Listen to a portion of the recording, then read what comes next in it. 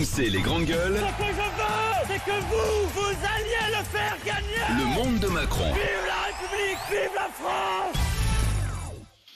Et François Ruffin, le député de la France Insoumise, il sait y faire pour provoquer le bouche à oreille, pour mettre aussi nos responsables politiques face à leurs contradictions. Alors certains y verront un petit coup de démagogie ou un gadget. Toujours est-il que c'est plutôt bien vu. Hier, François Ruffin, il s'est mis dans la cour de l'Assemblée nationale pendant que les ministres vantaient l'action écologique du gouvernement, lui montraient simplement que les voitures tournaient, les moteurs tournaient avec les chauffeurs et sans qu'il y ait qui que ce soit à l'intérieur. Là, on est dans la cour de l'Assemblée, tu vois, et il y a toutes les bagnoles qui se garent et qui continuent de tourner pendant le temps de l'Assemblée. Le ministère de l'écologie, j'ai regardé, il est à 800 mètres, il me semble. Je vais vérifier, j'ai regardé sur ma pile. 600 mètres à pied, 8 minutes. C'est là, quoi, juste à côté.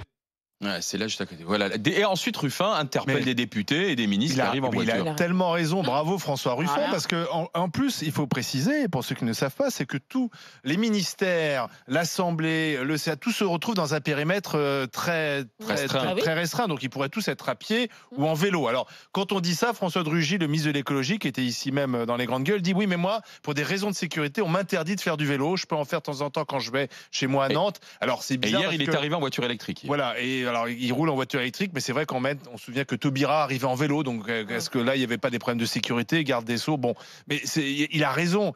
Ces ministres qui donnent des leçons quand même à tout le monde en ce moment sur la pollution, la canicule, laisser tourner le véhicule, parce que comme ça permet de laisser la clim dans la voiture, ça la fout mal, non? Joël. Mais écoute, c'est tellement bien fait, c'est tellement bien pensé, il a tout à fait raison, mais de toute façon, l'État, c'est toujours le donneur de leçons, et en matière d'exemplarité, c'est partout pareil. Enfin, les contrats en CDD, l'écologie, enfin, il y a rien, l'État ne fait rien, par contre, nous demande tout. Donc, il a raison de pointer le manque d'implication des ministres, qui se comportent en fait comme des petits monarques. S'ils pouvaient venir en calèche, d'ailleurs, la calèche, non, mais c'est vrai, il n'y a pas la clim. Oui, il n'y a pas la clim dans la calèche. Oui, mais bien sûr, mais c'est le côté un peu monarque. Je te jure que s'ils pouvaient venir en calèche avec des laquais et en livrée qui les attendaient, qui feraient la révérence sur la, ils feraient ça existe, tout. De toute façon. Tout. Tu les as, les huissiers, dans les ministères. Oui, bien sûr, mais je t'assure qu'ils s'ils pouvaient le faire, ils le feraient. Donc, et il a raison. 8 minutes à pied, ça tue personne. Hein, on le fait tous, ça tue personne. Ou alors ils prennent une trottinette, ils le font en 2 secondes. Pour faire 600 mètres. Mais écoute, non, mais il faut arrêter la voiture pour faire 6 minutes à pied, non. Alors, sur le moteur qui tourne, on m'a sorti 2 explications. La première qui serait que ça serait des raisons de sécurité. Alors bon, tu sais, pour un secrétaire d'État, mais attends, non mais je te dis les explications qu'on m'a données, dont je les prends avec de grandes pincettes. N'importe quoi.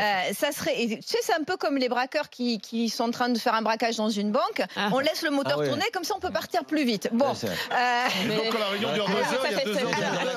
Mais par contre, il y a une vraie raison, et d'ailleurs François Ruffin le dit, c'est qu'en réalité, les chauffeurs, s'ils ne laissent pas le moteur tourner, ils n'ont pas la clim, et s'ils n'ont pas la clim, eux, ils meurent de chaleur. Et il faudrait donc, et c'est ce que dit François Ruffin, ça c'est une meilleure explication. François Ruffin dit... Ça, je crois, honnêtement, ça c'est très convaincant. Voilà. Et François Ruffin dit, mais pourquoi est-ce qu'on ne leur met pas une pièce climatisée à eux, dans laquelle les chauffeurs pourraient attendre tranquillement que le ministre arrive. Attends, je termine. Sur le reste... Sur le reste. En bagnole, pourquoi ils prennent pas les transports en commun? Pourquoi est-ce qu'effectivement ils prennent leur bagnole quand ils nous disent à nous d'aller à pied? Prennent le métro. Hein. Et pourquoi prendre la voiture? Alors, je voulais juste revenir sur la vidéo. Tout le monde est en dessous de tout. Il y en a un seul qui sauve ce gouvernement, et on peut le remercier, c'est Jean-Michel Blanquer, qui prend le temps à la fois de saluer, d'écouter ce qu'on lui dit, et de dire vous n'avez pas tort pour une fois. Tous les autres marquent un mépris. Et vous remarquerez que sans doute Blanquer, c'est le moins donneur de leçons. Peut-être. Il n'est pas, il n'est pas politique, surtout. Il n'est pas prêchi-prêcha. Moi, je pense que de manière générale, celui qui tient le discours le plus sévère, c'est lui le plus pervers. Alors j'espère que dans cette catégorie-là... mais j'y crois beaucoup. J'y crois beaucoup. En politique, c'est juste. En toute chose. Je me souviens de François Fillon, par exemple. En toute chose. Je suis extrêmement méfiant. Extrêmement. Moi, pardon, quand on me chante la messe, je cherche mon portefeuille. Je suis méfiant. Mais, en dehors de ça, alors, je veux pas du tout charrier Ruffin, mais j'ose espérer qu'il est quand même pas comme son petit camarade Brossard, dont vous vous souvenez qu'il moquait Ariel Dombal pour les voyages en avion, mais qui en même temps multipliait les voyages en avion. Mais je lui fais pas de procès d'intention. Ruffin, c'est pas ma came, mais sur ce coup-là, il a raison. Dans le monde de Macron, on a un livre qui vient de sortir. Le retour d'un ancien président de la République, mais le retour en librairie, 350 pages, tirage 200 000 exemplaires. C'est peut-être le livre de l'été, peut-être que les Français vont le lire sur la plage. Ça s'appelle Passion, c'est aux éditions de l'Observatoire, et c'est le livre de Nicolas Sarkozy. Alors c'est un livre très personnel dans le sens où en fait c'est pas une autobiographie ou des mémoires où il raconterait du début à la fin son parcours politique. Il raconte des moments de son parcours politique. Ça va d'ailleurs de son entrée en politique très jeune, hein. Ado, il entre RPR jusqu'à son arrivée à l'Élysée.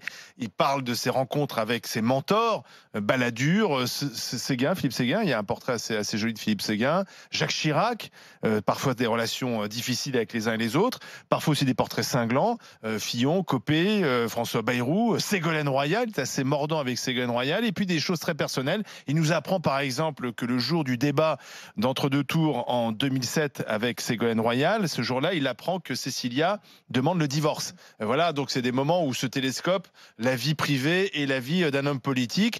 C'est assez personnel, et puis parfois il reconnaît ses erreurs, il reconnaît qu'il s'emporte trop, etc. Est-ce que ça va vous passionner? Est-ce que vous avez envie de le lire? Qui va l'acheter? Qui a envie de le lire? Maître Soubré. Je voudrais solennellement lancer un appel. Monsieur Sarkozy. Envoyez-le-moi. Non, venez. Venez au GG, venez, nous voulons absolument l'entendre, parce que, alors, Dieu sait si j'ai pas voté pour lui, mais je pense que ce livre va être passionnant, parce que de toute façon, on ne devient pas président de la République par hasard, et je pense que c'est l'endroit où il pourrait le plus s'exprimer. Moi, ça me frustre un peu, parce que on va avoir des tas d'extraits. Il va faire dimanche soir chez Delahousse, je crois. Bah oui, mais non, mais justement, les Français veulent savoir, les Français veulent qu'ils viennent au GG, Monsieur Sarkozy, Monsieur le Président, venez aux grandes gueules. Mais il n'a jamais voulu venir dans les grandes gueules. Il aime bien les choses classiques, Nicolas Sarkozy. Mais c'est bien de relancer l'invitation. Mais oui. Mais t'as envie de le lire? Oui. Joël. Bof. C'est pas l'enthousiasme qui... Mais non, mais parce que je me suis fâchée avec les Sarkozy la semaine dernière, donc je vais me réconcilier. Bon, déjà, je vais trouver un petit point positif chez Sarkozy, que j'aime bien, que je l'ai jamais dit. Je trouve qu'il est affectif. On sent qu'il est affectif. Il est dans l'affect. Et je trouve que c'est quelque chose, moi, que j'ai toujours apprécié chez lui, qui change un peu avec des hommes politiques qui sont froids. De certains. Exactement. On sent que c'est quelqu'un qui est dans l'affect. Donc ça, c'est très bien. Alors après, pour son livre, bien sûr, je pense qu'on va apprendre plein de choses.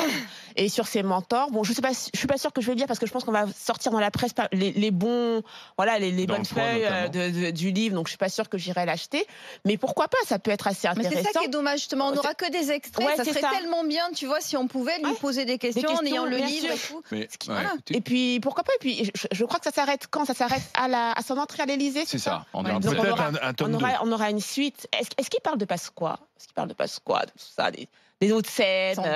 Non, il parle peut-être pas forcément de toutes les affaires qui fâchent. Ah, c'est ça. C'est parce que non, mais son ami Balkany. Il les évoque. Il y a un passage effectivement. Voilà, il y a tout ça. Sur les affaires. Moi, j'aime bien toutes les affaires.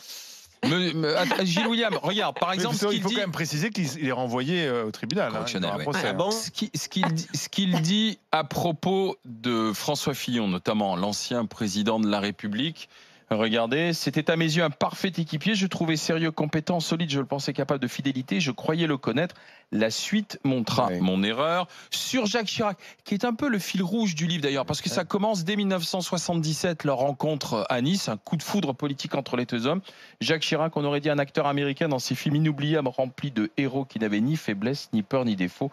Je buvais ses paroles. Et puis ensuite, Ségolène Royal, qu'il retrouve en 2007, au moment de l'élection.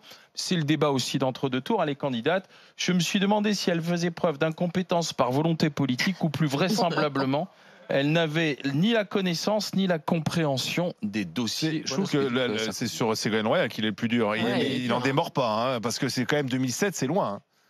Écoutez, Maître Gilles, est-ce que vous allez lire ce livre? Ah, je ne suis pas sûr. Je ne suis pas sûr et je vais vous dire pourquoi.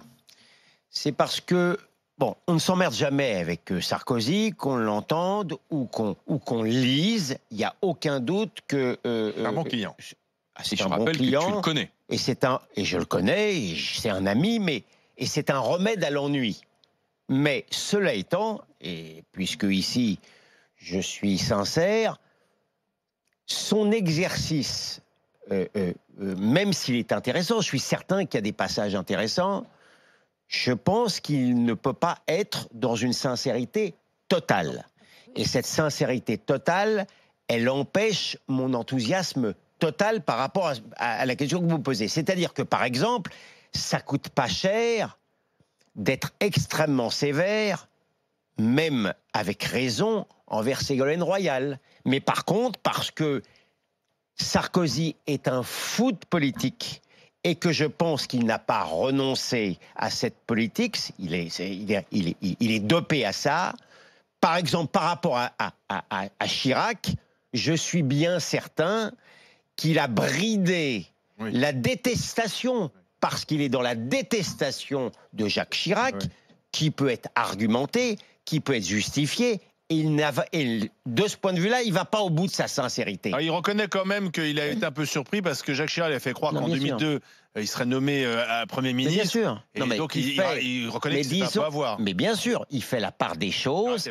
Il fait la part des choses, mais je peux vous dire que si il avait pu aller jusqu'au bout de sa sincérité, il ne se serait pas borné à cette pique-là. Il est sympa avec le couple Macron. Pas face à un notamment avec Brigitte. Mais parce que Brigitte a aussi avoué qu'elle avait voté Sarkozy en 2007. Oui, mais là, il a le droit d'être sympa et sincère aussi. Je pense qu'avec Brigitte Macron, il ne se force pas. Et avec Macron, ils doivent retrouver... Chirac, il y a un homme qui est au soir de sa vie, c'est Jacques Chirac. Donc, si tu ne lui dis pas ce que tu penses...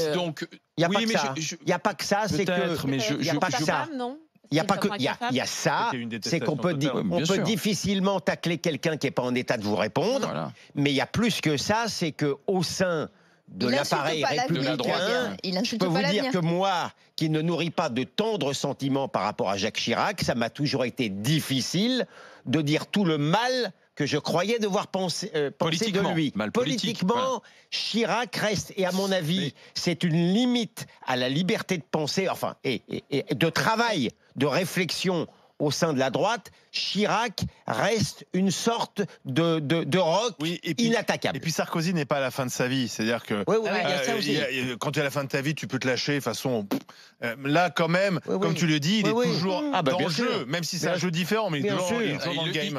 Il dit d'ailleurs que son amour de la France est infini, ne se tarira jamais, mais quand on lui parle de retour partisan, que nenni. Mais il dit précisément de retour partisan. Non, mais il veut peser. Voilà. Il veut peser. Finalement, on voit bien qu'il reste quand même part de calcul politique. Dans un instant, le rapport grande gueule, le rapport sur la radicalisation dans les services publics. Est-ce qu'on doit véritablement s'inquiéter? Parce que les deux députés auteurs de ce rapport disent ça reste un phénomène marginal. Marginal, voilà ce qu'ils disent. Mais est-ce qu'on doit quand même véritablement aujourd'hui s'inquiéter de cette marginalité de la radicalisation? 3216 rmc.fr. C'est à vous de prendre la parole avec les GG, de témoigner avec nous. RMC, 9h midi, les grandes gueules.